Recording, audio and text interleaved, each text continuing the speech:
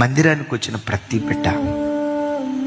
బిడ్డ ఏదో ఒక పనిలో పాలిభాగస్తులా ఉండి, ఏదో ఒక పనిలో.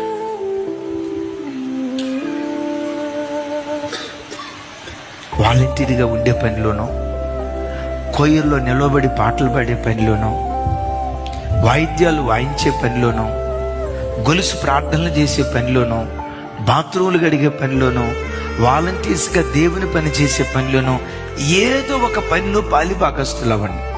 నాకు ఈ మాట చెప్పడం చాలా ఇష్టం. ఏంటో తెలుసా? నీ కొరకు నువ్వు పడిన ప్రయాసం వ్యర్థమైపోద్దేమో కానీ నా ప్రభు కొరకు నువ్వు పడిన ప్రయాసం ఎప్పటికీ వ్యర్థం కాదు. బైబిల్లో రాసి ఉంటుంది, ఆయన నామం పేరిట పరిశుద్ధులకు చేసిన పరిచర్య మరచిపోవటానికి దేవుడు అన్యాయస్తుడు కాదు. Praise the lord. ఏ పని అప్పగించినా ఎప్పుడు కూడా బిడ్డలారా, నువ్వు ఎంతైనా పని చేయి, ఎంత పని చేసినా ఇంత కూడా గుర్తింపు కోరుకోవద్దు. గుర్తింపు నువ్వు కోరుకున్నావా?